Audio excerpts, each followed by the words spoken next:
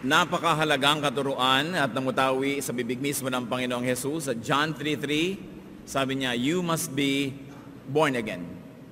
Dapat kang ipanganak na muli, o kaya dapat kang magbagong loob, dapat kang magbalik loob sa Diyos.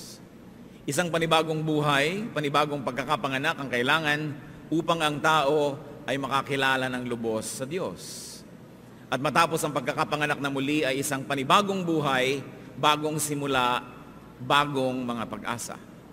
2 Corinthians 5:17, if anyone is in Christ, he is a new creation.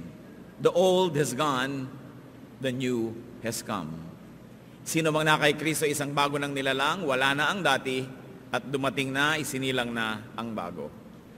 Ngunit matapos ang lahat ng mga karanasan na tinatawag nating born-again experience, matapos na yung dapuan ng sari-saring mga kaugalian ng iba't ibang mga denominasyon, matapos tayo na dapuan ng iba't ibang mga tradisyon ng mga tinatawag na born-again churches, sa patuloy na paglago at pag matagal na tayong naipanganak na muli, may pangangailangang mga pagsusuri. Ang ating pag-aaral ngayon, pinamagatan natin, be born again, again. Ipanganak ang muli, muli. Salamat o Diyos, sapagkat kayo Diyos ng kaayusan, Diyos ng tagumpay, Diyos ng kalusugan, pag-ibig. Salamat sa inyong presensya. Humihingi kami ng liwanag nyo na sa aming pagdiriwang dito po sa atin, sa ating bulwagan, mangusap kayo lalong-lalo sa mga anak mong matagal na nakakilala sa inyo. Nakabuo na ng mga kung ano-anong mga tradisyon at mga pamamaraan ng pagsamba. Suriin mo po kami, bigyan mo kami ng mga bagong simulain, refresh us, O God. We ask you to be the speaker, Father. Use your servant only as your footstool. Glorify yourself. Bless all of us. We ask you, in the name of Jesus our Savior, your Son. Amen. What are the usual marks of the born-again phenomenon? And permit me to just call it now, phenomenon. Ano ba ang mga senyales, mga makikita nating pahimakas na nagkaroon ng born-again experience ng isang tao? Usually we leave our so-called old religion, and many people go to the point to demonize their old religion. Minamasama ang lahat ng naging mga tradisyon at kaugalian nila. We criticize other religions, and many of us separate from relatives and friends. Isang malungkot na bahagi ng pagiging born-again experience na hindi naman si Jesus ang nagturo, subalit nakagawian ng marami, na matapos silang maipanganak na muli ay nakikipagkasira sa mga kamag-anak, sa mga kaibigan, pinuputol ang mga pakikipagkapwa at nagiging masyadong mahilig mamintas ng mga iba't ibang pananalig. Another phenomenon is that there is a reversal of nearly everything. Halos baligtad rin sa pagsasabing sapagkat ikay bago ng nilalang, many people move towards extreme simplicity, towards outmoded and out-of-place humility. Many people, of course, move towards very good activities like Bible study and learning, church involvement, and ministry. Then many move towards an eternity mindset and end times mindset na parang wala nang kasalukuyan, wala nalang inabangan kundi ang pagwawakas ng daigdig na ito at ang pagsisimula ng tinatawag na walang hanggan. Many people begin to deny the realities, deny the present, and just await that which is to come. Maraming ginagawang pagbabawas, pagpuputol sa buhay, sapagkat isinasaloob ang itinuro ni Kristo sa Matthew 5:29-30. Sabi ng Panginoon, if your right eye causes you to sin, gouge it out and throw it away. It is better for you to lose one part of your body than for your whole body to be thrown into hell. And if your right eye causes you to sin, cut it off and throw it away. It is better for you to lose one part of your body than for your whole body to go into hell. Isang operasyon, surgical procedure, ang inihahatol ng Panginoon. Kung meron doon nakasasama sa katawan, kung ang kanang mata ay nagiging dahilan ng kasamaan, bunutin daw ito at itapon sa apoy. Kung ang kanang kamay ay nagdadala ng kasalanan, putulin ito at itapon sa apoy. Mabuti na raw na mabawasan ang iyong katawan, makapasok ito sa kaharian ng Diyos, kaysa buo ka nga, ay buong buo ka namang itinapon doon sa impyerno. However, many born-again Christians outdo the teaching of the Lord. They pluck out not only the right eye, but also the left. They cut off not only the right hand, but also the left hand. And they lose not only a part of their bodies, but their whole body, especially the brain. Nakakalungkot suriin na maraming mga tao, oras na naging relihiyoso, tinitigilan na nila ang matalinong pag-iisip. Niyayakap nila ang anumang marinig nila na sinasabi ng kanilang pinuno, at ang nauuwi sa kanila, sila'y nalalayo sa kapwa, at akala nila sila'y nalalapit sa Diyos. Many Christians lose the chance at enterprise. Pag na-born again namin, iba nagsasara na ng negosyo, ayaw na nila maghanap buhay, inaantay na lang nila yung end times. Nawawala sila ng gana na pasiglahin ang kanilang buhay, dagdagan ang kanilang mga tinatangkilik, sapagkat iniisip nila ang kabanalan ay kailangan maging pobre ka. Many people lose the chance at ambition, sapagkat minamasama ng maraming relihiyoso ang mga matataas na hangarin. Many people lose high standards and excellence. That's why, sadly, you can observe in many local churches that there is no culture of excellence. Na pagka naging Christian, pwede na yan kasi Christian naman tayo, maintindihan na yun ni Lord, kahit ano na lang, kahit hindi tumutunog na mic, kahit hindi nag-practice sa mga nganta, kahit ayaw umilaw na ilaw, pwede na. Many Christians lose a very high level of excellence. And sadly, many people lose their creativity. Napapabayaan yung kanilang inventiveness and artistic inclinations. Many people lose their chance at fruitfulness and even humanity. Itinatatwa ang pagiging tao at animoy nabubuhay na sila dun sa kabila na espiritu na lang sila. Minamasama ang katawan, minamasama ang lahat ng naibigan ng katawan, gayong ang Panginoong Diyos, bagamat espiritu, ay nagsakatawang tao. Gayong maging si Jesus, bagamat tagalangit at anak ng Diyos at espiritu talaga, ay kumain, uminom, nakipagsayaw, pumunta sa mga handaan, nakigalak sa mga nakikigalak. Subalit marami sa mga tao na dadaig pa si Jesus, espiritu na lang sila at minamasama nila ang lahat ng bagay na may kinalaman sa kanilang katawan na Diyos ang lumikha at hanggang hindi tayo kinukuha ng Panginoon ay minamabuti ng Diyos sa langit na tayo nabubuhay pa sa ating katawan. Pero maraming tao, akala nila pag born again ka, spiritual ka, lahat na lang ng gusto ng katawan, kailangan tikisin, patayin, ilibing sa limot. Thus, many born again Christians lose their chance at happiness, even pleasure and enjoyment, because there's an over-glamorization of suffering.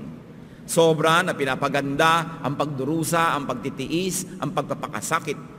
Lampas sa hinihingi ng Diyos ang kadalasang hinihingi ng relihiyon. And many people, because they're born-again Christians, lose their chance at life. Life that is meant to be lived to the full. Life that is meant to be spiritual and at the same time sensuous. We have senses that have to be satisfied. We have senses that are good because God created our senses. But many spiritual people, because of their spirituality, think that anything that is sensuous or sensual is bad. Kung masama yan, hindi na sana nilikha ng Diyos at tinanggal na sana ng Diyos, oras na ikaw ay na-born again. Many people lose their chance at great things because of faulty reading and interpretation and application of Scripture. Ang pagbabasa ng Biblia ay kinokontrol ng mga Bible schools. Ang interpretasyon at pag-apply ay kinokontrol ng mga guro at ng mga pulpito. Kaya bihira sa mga tao ang nagkakaroon ng laya, nalapitan ng salita ng Diyos, unawain sa kwadro, sa frame ng kanyang pag-iisip at ilapat ito sa kanyang buhay. Kadalasan ng mga tao umaasa lang sa ilang tinatawag na authorities, sa ilang mga dalubhasa upang ipakain sa kanila ang salita ng Diyos sa putahe na naiibigan ng mga guro, sa timpla na naiibigan nila at sa timpla na bagay sa kanilang congregational stand. Many people lose their chance at a full life because of misguided leadership, because of association with extremist religious groups. Napasali ka sa isang religious group na sobrang labis at talagang higit pa ang kanilang mga dedication sa ilang mga bagay. Kaya kung sila ay nagpapahaba ng buhok, kailangan magpahaba ka ng buhok kahit na nabibigatan kang hilahin ito sa buong lungsod. Kaya kung sila ay nakaputi, lagi ka lang nakaputi kahit mahirap i-maintain yung damit na puti. Kaya kung sila hindi kumakain nito, hindi ka rin kakain nun. Hindi sila nagsusuot ng ganito, hindi ka rin magsusuot. Mga bagay na hindi itinuro ni Kristo. Pero nadagdag sa mga kaugalian ng mga religious groups at ngayon itinuturo na rin na wari bagay yun man ay galing sa bibig ng Diyos. Many people lack beautiful and colorful lives because of the equivalent lack of knowledge. Very limited knowledge. Maging ang mga guro, maging ang mga tagapangaral, kung tutuusin, ay babahagyan naman talaga ang nauunawaan sa salita ng Diyos. Hosea 4:6, my people are destroyed from lack of knowledge. Kaya ang tunay na mga taong born again, naghahanap sa Diyos, ng kaharian ng Diyos, dapat dedicated tayo sa patuloy na pag-aaral, patuloy na pagpapatalino, at pagsasaliksik sa kahulugan ng mga sinasabi sa Biblia. After so much religious influence in our lives, we must be born again. And that is, we must be born again from Phariseeism. Yung mga Pharisees po are religious leaders na marami nang idinagdag sa salita ng Diyos, nakakabigat tuloy sa mga tao. Dapat tayo ma-born again mula sa ganyang orientation. Matthew 16:6, ang sabi ng Panginoon, be careful, Jesus said to them, be on your guard against the yeast of the Pharisees and the Sadducees. Pag-ingatan nyo na mahawahan kayo, mabahiran kayo, maimpluwensya kayo ng mga religious leaders na ito, na hindi lang salita ng Diyos ang dinadala, dinadagdagan nila ng kanilang mga regulasyon, at kung ituro nila ay akala mo yun man, ay kasing bigat at halaga ng original na mga salita ng Diyos. After a long experience with Christianity, we must be born again from legalism. Dahil kuminsan, pinaparatangan natin ang ating matandang relihiyon na marami mga tradisyon at legalismo, samantalang maging mga Bible-based Christians ay nakakabuo din ng napakaraming legalismo na dagdag na rin nila sa salita ng Diyos. Matthew 5:20, for I tell you that unless your righteousness surpasses that of the Pharisees and the teachers of the law, you will certainly not enter the kingdom of heaven. Yung pamantayan na mismo ng mga religious leaders ang panahon ni Jesus, sabi niya, kung ganun lang ang inyong maaabot, wala kayong mararating. Hindi kayo makakapasok sa kaharian, sa kaluwalhatian, sa pahinga, sa kapayapaan ng Diyos. Kailangan malampasan yung mga religious systems. We must be born again from traditionalism, na inaari na rin parang kasing authoritative ng salita ng Diyos, yung mga tradisyon ng kongregasyon o ng isang local church. Matthew 15:3, sabi ng Panginoong Jesus, and why do you break the command of God for the sake of your tradition? Nilalabag ang salita ng Diyos para pairalin ang mga kaugalian. Certainly, the people of God have to be born again from religious ignorance, because really little knowledge is dangerous.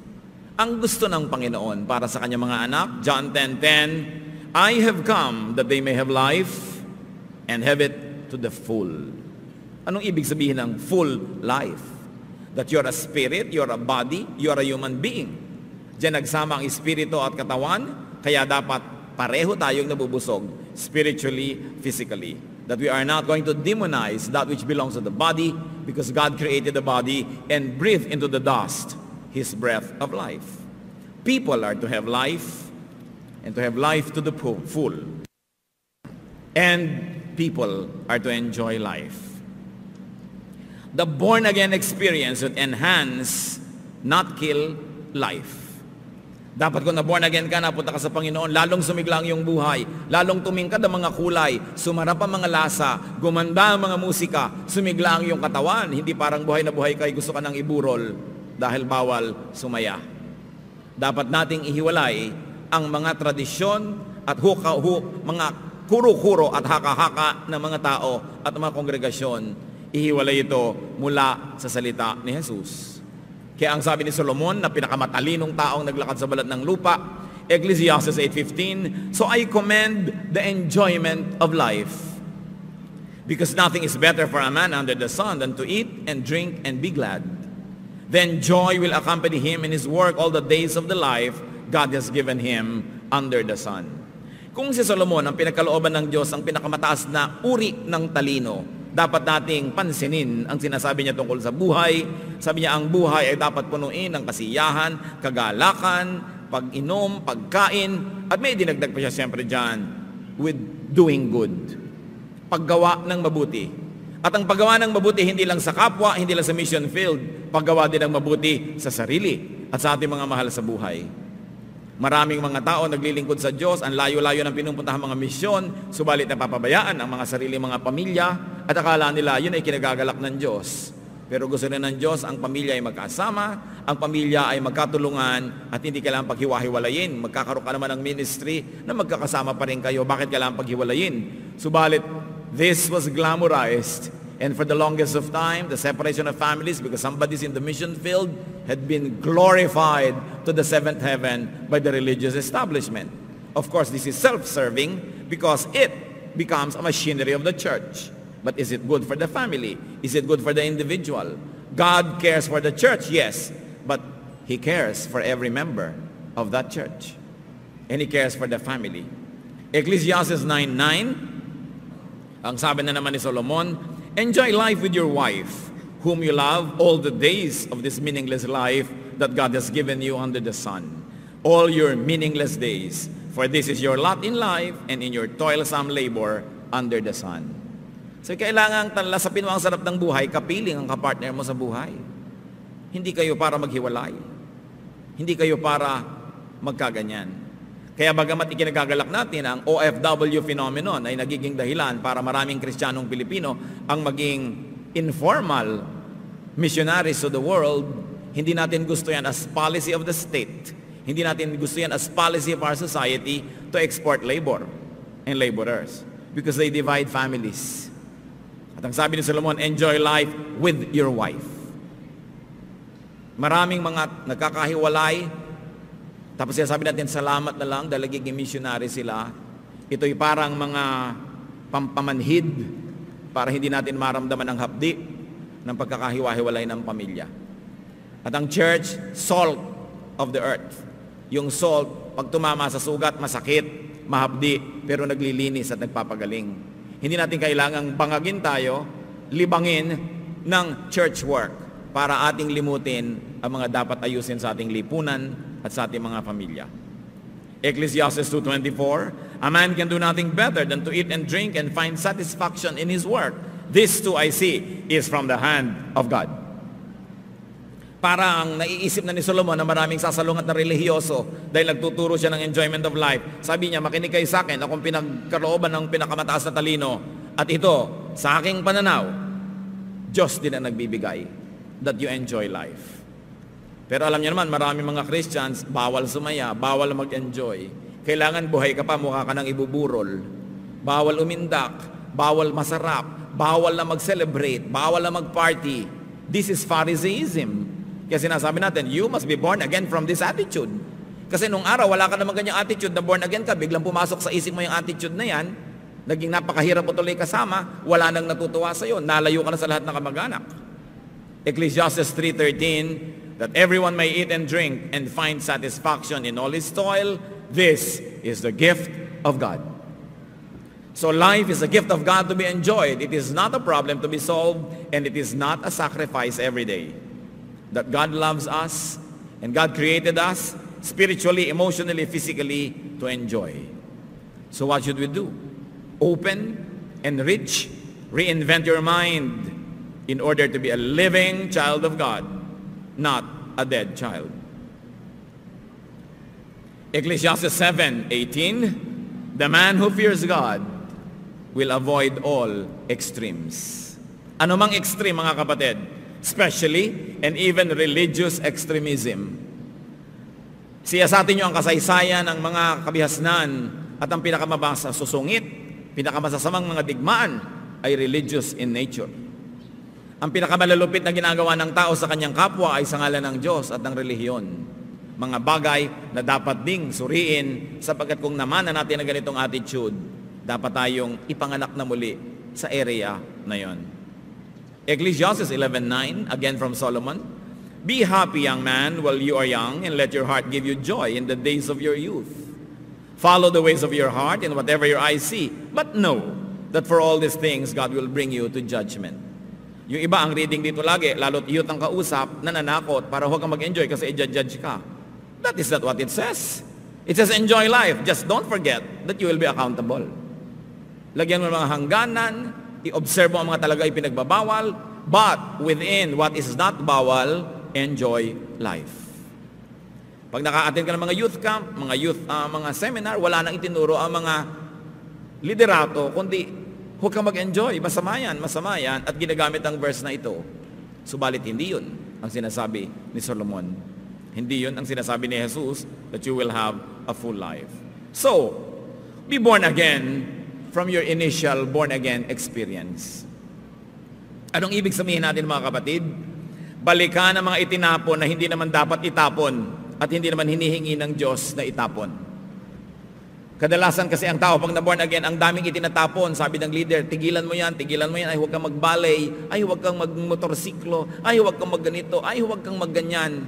May mga sports na ipinagbabawal na interpretation na lang nila yon. May mga itinatapon tayong hindi Diyos ang humihingi, simbahan lamang.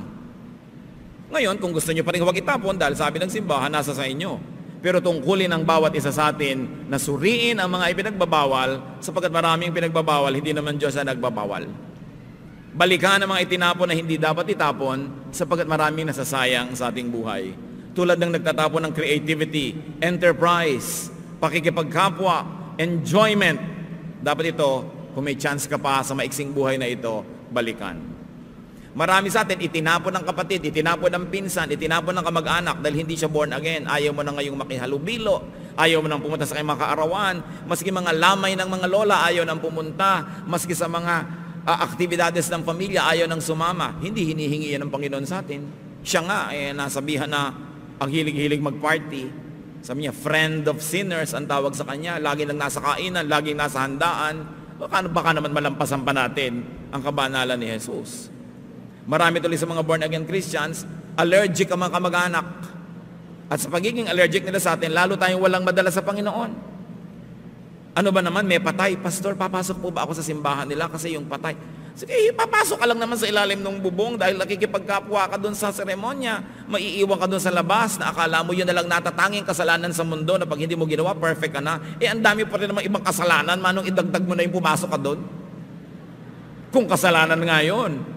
Pero pinag-uusapan ka mga kamag-anak mo, nakakainisan ka na, meron silang mga activities na medyo religious in nature, kasalan, mga binyagan, hindi ka na-a-attend.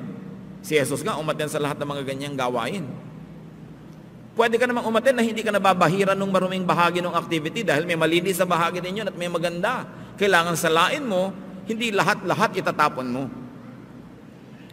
Kailangan din naman, hindi lang pulutin yung mga dating itinapon na hindi naman Diyos ang humihinging itapon, kailangan din nating itapon ang mga pinulot natin na di naman Diyos ang nagpapapulot. Katulad ng religious extremism. Dapat itapon yan. Ang nagpapulot lang yan, yung nagdala sa inyo sa kanyang relihiyon, kung sino man yun. Yung mga denominationalism, dati, iisa lang sa iyo ang Diyos, iisa ang Biblia. Ngayon, minasalihan ka kung ano-ano mga label at pangalan na yan, at pangalan nyo lang ang tama, yung iba malina, dahil full gospel kayo, yung iba one-half gospel. Sari-saring mga badsag at tawag, dapat itapon yung judgmentalism and self-righteousness, kasi kasamang napulot sa pagiging born again.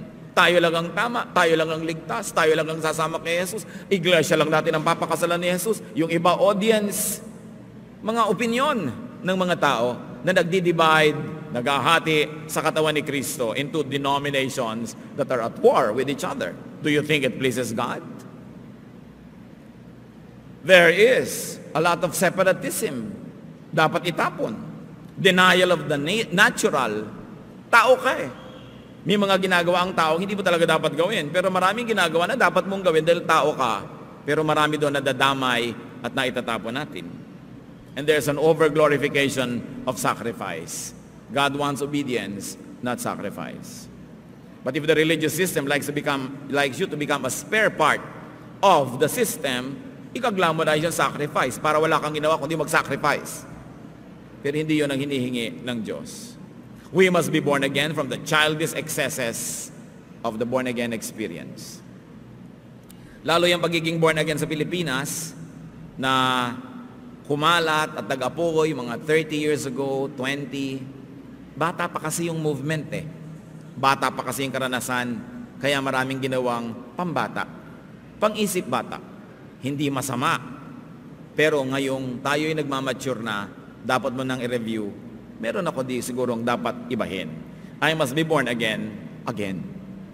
Not a spiritual born again, but a mental rebirth. Sapagkat bagong-bago sa Biblia, bagong-bago sa ganitong mga karanasan, marami tayong mga pinaggagawa na hindi nasuri. Kailangan suriin. Dahil sabi, kung bata ka, umiinom ka lang ng gatas, pero kung ikaw ay nagkakaedad na, kumakain ka na ng solid food. Dapat pumunta doon ang level ng ating espiritualidad. So be born again, ibig sabihin magbalik loob sa Diyos, pero mahalaga rin magbalik loob sa kapwa-tao. Kung nakipagkasira kayo sa mga matatalik niyong kaibigan at mahalagang mga kamag-anak dahil na born again kayo, mag-isip-isip kayo, makipagbalikan kayo, at maaaring ilang ang paraan para sila man ay madala sa Panginoon. Magbalik loob sa sarili. Hindi itinuturo ng Diyos sa patayin natin ang ating sarili pag na-born again tayo. Dapat nating alagaan ang temple of the Holy Spirit. Makipagkasundo, have peace with the natural and what is inherent in the human being na hindi masama. At tayo ay makipagbalikan sa ating pagiging tao. Oo, nagkaroon ka ng bagong espiritu, pero habang nasa katawan ka na yan, kapatid, tao ka pa rin. Hindi mo dapat itanggi yun at hindi mo dapat talikuran ang katotohanan na yun. Pagdating ng panahon, ang ating espiritu ay kukuhanin na ng Diyos, ang katawang lupang ito ay maiiwan, doon pa lang nyo iiwan, hindi ngayon. Dapat inaalagaan ng katawan, binibigyan ng pahinga, binibigyan ng kasiyahan. At napakahalaga, mga kapatid, be very careful in handling new believers. Kung nagdadala kayo ng mga bagong mananampalataya sa Panginoon, pakisuri kung si Kristo ang dinadala o maraming dagdag. Kung maraming mga traditionalism, judgmentalism, extremism, congregationalism na idinadagdag natin sa Espiritu ni Jesus. Ang nangyayari tuloy, ang bawat dapuan natin, napapabuti ang Espiritu, pero marami rin bahagi ng pagkataong napapahamak. Kaya ang sabi ng Panginoon sa mga Pharisees, you travel over land and sea to win a single convert. And once you have converted him, you make him twice as much a son of hell as you are. Ang dapuan nyo, sabi ko noon, sinasawim palad, sapagat lalong napapasama dahil sa inyong mga religious influences. Yung dating mabuting tao, naging ngayong masungit. Yung dating mabuting makipagkapwa, humihiwalay sa kanyang mga kapwa-tao. Sabi, kawawa ang dapuan ninyo. Kung ang Diyos lang ang dinadala nyo, mabuti. Pero ang baggage ng kongregasyon, ang baggage ng tradisyon, yan ang nagpapabigat sa born-again experience. Sa mga bago naman po mga born-again Christians, mag-ingat po kayo. Maging mapanuri at huwag basta-basta magtapon o pumulot ng ano paman na sinasabi ng kongregasyon na nasalihan nyo. Mag-isip.